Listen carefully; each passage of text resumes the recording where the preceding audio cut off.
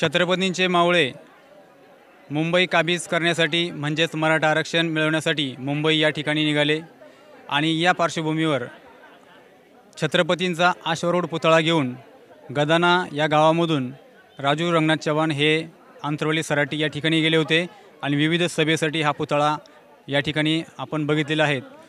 आज या पुतळ्याचं मुंबई स्वारी करून आल्यानंतर आरक्षणाची तोप हातामध्ये घेतल्यानंतर आता आपल्यासोबत राजू रंगनाथ चव्हाण हे आहेत, त्यांच्याकडे जाणून घेऊया।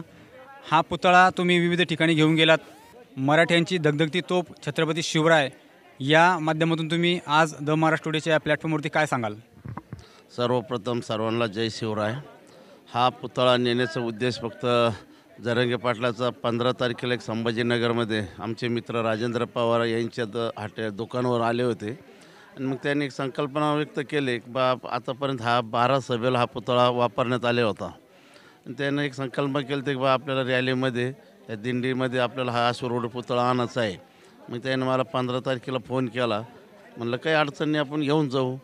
मग ते असं 2 दिवसाचं नियोजन लावलं। 18 तारखेला मी अंतरवाली सराटी येथे मुक्कामी गेलो, 19 तारखेला तिथे मुक्काम केला, 20 तारखेला तिथून रॅलीला सुरुवात झाली।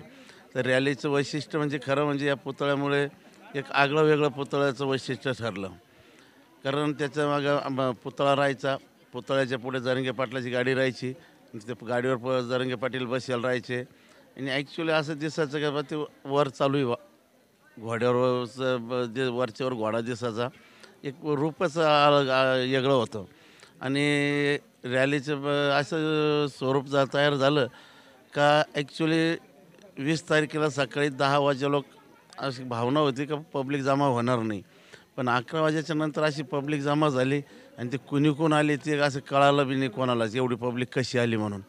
आणि रस्त्यानं जसं रॅली चालू झाली भूतो न भविष्य या दिंडीचं एक स्वरूप तयार झालं आणि नंतर 12च्या नंतर जे इतकी पब्लिक जमा झाली का माणसाला चालायला सुद्धा रस्ता राहायचा नाही आणि मग गाड्या 12 वाजेपर्यंत पायी होती, 12च्या नंतर त्याच्या गाडीवर बसून चालायचं होतं, पण त्या गाड्या चालायला सुद्धा साईड नव्हती, पायी चालणारी त्या गाड्या परत रनिंगनं जायचे आणि आमचं 10चा टायमिंग राहायचं गावाचं एंडचा, तर आम्हाला सकाळी 6 वाजायचे।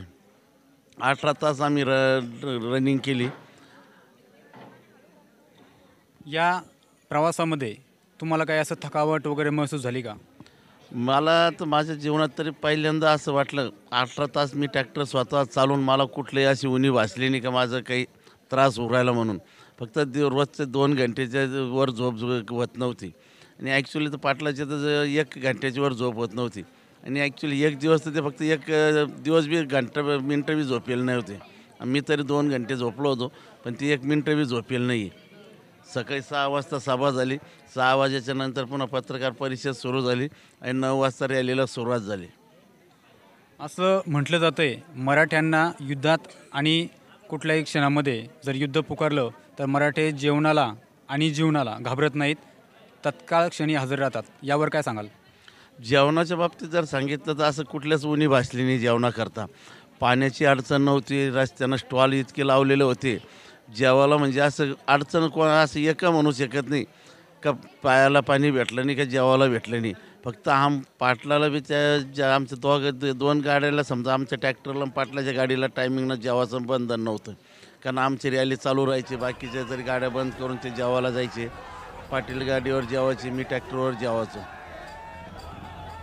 आपण व्हिडिओमध्ये पाहतात हा तोच ट्रॅक्टर आहे आणि ही तीच व्यक्ती आहे ज्या व्यक्तीने गदाना या ठिकाणाहून अश्वारूढ शिवरायांचा हा पुतळा घेतला आणि मनोज जरांगे पाटलांच्या पाठीमागे खांद्याला खांदा लावून आरक्षण मिळण्यासाठी ही उमेद आणि हा नारा शेवटपर्यंत टिकवून ठेवला।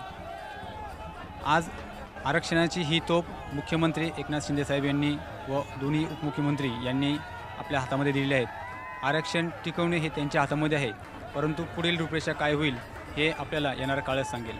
आरक्षणाच्या बाबतीमध्ये आणखी व्हिडिओ बघण्यासाठी डिस्क्रिप्शनमध्ये तुमच्या काही कमेंट असेल तर अवश्य नोंद करा आणि तुमच्या काही सूचना असेल त्या अवश्य नोंदवा।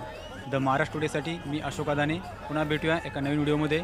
जर तुम्ही व्हिडिओ नवीन बघत असाल तर लाईक करा, शेअर करा, सबस्क्राईब करायला मात्र विसरू नका। पुन्हा भेटूया एका नवीन व्हिडिओमध्ये, तोपर्यंत द महाराष्ट्र टुडेसाठी अशोक अदाने।